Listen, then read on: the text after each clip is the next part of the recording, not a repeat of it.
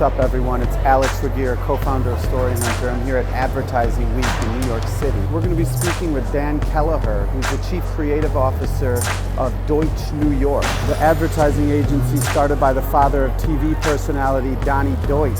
They represent brands such as Busch, Busch Light, and now they just won to become the agency of record for Reebok. Let's check it out.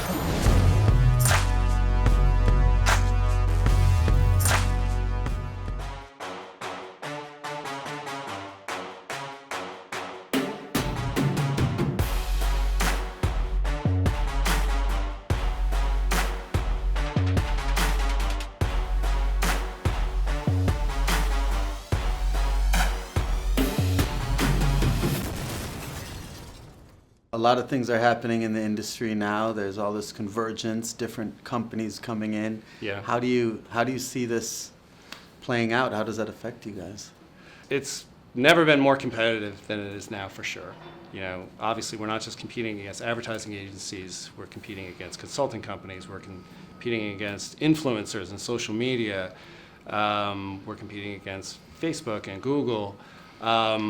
So, you know, there's more competitors out there, but, you know, for us, it doesn't matter to me how many they are. You know, we're doing our thing. You know, we're approaching creativity in our way, and we approach it with a full service agency. Everything from ideation, strategy, through production, through media. So I think that does give us an advantage in the marketplace, particularly when you have so many different companies and people trying to get a piece of that. So you basically come up with a sort of a new strategy, a go-to-market strategy. You have your TV ads, you have Sure. your digital. Has that composition changed a lot? Like, is it more on the TV side? Is it more on the digital video side, or on the content side? Sure. Well, you know, with Reebok, you know, the media dollars aren't as large as when you're Nike or when you're Adidas. So we are allocating the money differently. A big part of it is being like our first step next month will be shooting video, but the video assets are going to be used in many different ways. So, you know, on that shoot, it's important for us to capture everything we need so that we have broadcast, but then we have social and digital and everything from Instagram stories to Facebook and everything else in between. So it's really, you're kind of shooting for everything at once now. So that means really mapping it out, the blueprints Sure. of everything. Yeah, exactly. So that takes more line producers, more, like, what does that kind of mean? It means just a lot more preparation? It's just it's just more forethought going in, you know, like, because we want to maximize everything we're going to do with every dollar, and we want to make sure we're being as efficient as possible. And then when we get back with those assets, we can be very quick utilizing them and getting them out to market. Typically, we'll shoot extra assets so that if we want, we can refocus something or do it a bit differently if we decide to in the future. Have you been seeing, like, in the past 18 months, just in general, in the digital video space? What trends have you been seeing happening more and more? In digital video, everything is getting shorter and shorter now. Huh. From what to what? From what I'm seeing, a lot of what's being asked for and what's being put out there. For instance, pre-roll is very big now. So we're going from longer form storytelling down to like very shorter, condensed forms. So in many ways, you have to be very impactful, very fast. Mm-hmm. So even when you're doing 6-second video, you're approaching it differently, because how can you engage them and get them to stay even for that? What about on the kind of other spectrum, like not necessarily ads? Right. Branded content. Do you do that type of stuff as well? Branded storytelling? Absolutely. We, for instance, we're doing that with Budweiser this year. That hasn't been released yet, but that's something we're just shooting now. And it's a two-way street, because I was talking about this earlier. I think the attention spans are shorter for much of what we're seeing in social media now, but storytelling is very much alive and well. Yeah. Especially when you look at how much content is out there, between Netflix and HBO and all these different services offering series and people are binge watching. So people are still craving longer form stories. And I think there's still great opportunity for us to do that for our clients as well. Of course, you have to do it in a very interesting, impactful way. You have to do it in a way that people are going to seek it out and want to stay with it. Because they just want it. Of course. Not because they care about the brand. 100%. I always, we always have to remember, nobody wants to see advertising. Nobody's asking for it.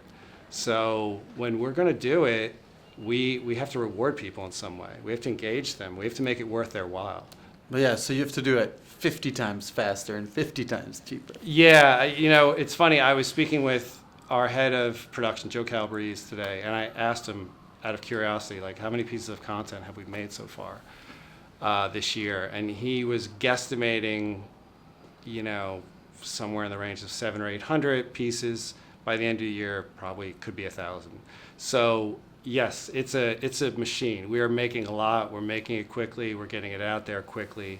I think that's the big difference. And it's all about, what medium you're making it for too. Some of them, it might be something very quick that's really only going to be up and viable for a couple days. And in other cases, you're making something that's more lasting. Then you might be making a longer piece of content where it's going to live longer and then maybe you're putting more into it at that point. Maybe you're putting more production or more time into it. And so are you seeing the idea, brands becoming publishers, that type of, we've been talking about that for quite a while. Is that something that brands are really looking to kind of push out consistent original content on YouTube, Facebook, or their own platforms? Yes, but it needs to be done in the right way. I think, I think the mistake some brands make is they feel like they always have to be pushing out something, and as a result, much of it's not engaging to the consumer. I think you have to find the right balance of when to put it out and make sure that what you're putting out is on brand and is engaging. That's the balance you're looking for. It's not just the always on mentality that we all had a decade ago. It's not just always on for the sake of always being on. You have to be very smart and strategic about it, and then focused about who you're talking to and when. There's probably a lot of creatives out there who want to someday be in a position like you have. What would you say to them who want to move up? I mean, you've been through a lot of agencies, through a lot of in that role. How do you navigate that? I think young creatives, need to be very considerate about where they're going to go work, where their next job is. It's not about following the money and because don't make a move just because you'll get a little more here or there. It's really about following the work. I mean, I felt very passionate about doing great work. I still do, and that's what keeps me going every day. The best creatives I know, that's what keeps them going every day. And what do you think? What's great work to you? Great work it's something that surprises me. It's something that great work gets an involuntary reaction from me. I either laugh out loud or I feel emotion, or it's something I want to watch again. There's nothing better than when you have an assignment or a blank piece of paper and you work with other people in the team and you come up with a solution that you just can't stop thinking about because it's great. A solution for a brand to... Sure, absolutely. A new way to use technology that people haven't seen before. A script that turns an idea on its head and completely surprises you at the end. Anything that gets you to lean forward into the brand. What do you say to the kind of the story hunters out there, the production companies, filmmakers? What types of things should they focus on to really tell great stories? Great storytelling, it's something that, for me, you feel it in your gut when you have it, when you're getting to a place. I think that you have to allow yourself the the time to really develop it. And you also have to allow yourself the right team of people around you. I think that, I've been involved in a lot of film work, throughout my career. Half of it is the writing and the idea, and then the other half is the execution, because you can have great ideas that simply fall apart with execution if they're not done right. The director and the editor and everyone else, and that whole team and the producer, everyone else that you're bringing in, because it's a community of people that are going to pull this off. It's also very important, because there's been many times I've seen video where I thought, man, that could have been great, because I could see the idea, but somehow it fell down in the execution. What do you see for the industry in the future, and how do you stay positive? Yes, agencies are getting squeezed. I mean, there's no question. It's just different. The industry is different than what it was, and it continues to evolve. But we will win with creativity. In the end, it's the smartest, most creative people in the room are going to win, and that's what's going to attract clients, and that's what's going to attract talent. So, I don't think that part has changed.